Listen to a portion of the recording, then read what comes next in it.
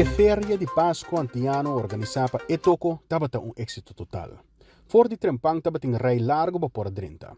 Evento a tomar lugar ayer, já domingo 3 de dezembro, na Grote Kerk na Den Haag.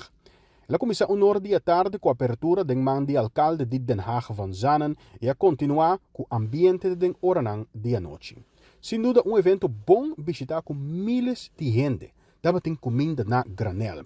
For de pastete e Johnny Cake, na grill e comida criollo e naturalmente também comida não típico de fim de ano, maneira sult, ham e ayaca. Dapat tem escojo amplio de bolo e diferentes coisas de bocadushi, produto artesanal, diferente tipo de hierba, kruiden, crema e demais produto artístico. Entretenimento também tem para Nocaba, gaita ambiente navideño, gaita corazones on time, DJ Brian K, Rincho and Friends, Jeremy Garcia, Junior Anzola e mais.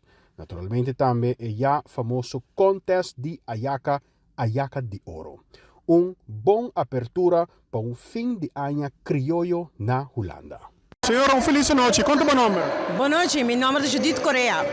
Conta-nos, qual é que você está e qual é que você Super, o ambiente está tremendo, e benta a marcha bombes, mas mira que o pueblo abini, para vir comprar coisas doces, para você dizer, me vende cookies, coisas doces e bolo, e coi abai tremendo, pero o ambiente está é coisa mais geweldig aqui dentro.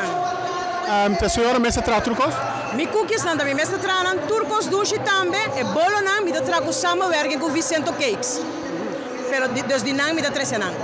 Ok. Então, o ambiente da great mesmo, não? Sim, o ambiente da great. Ainda nog steeds. Oi tambu abati tremendo aqui dentro, mensen. Outro ano, bini. Então, tu promete a senhora do mês ou do ano passado? Não, ano passado me da tem caba. É sala, estava demasiado chiquito em die tijd caba. Então, eu era na kispa essa aqui, pero é sal mês, riba su mês, hopi bonito, hopi grande. Dus het is echt een goede keuze geweest. Então, onde por ano, senhora, para comprar, senhora, sua coisa de boca douche?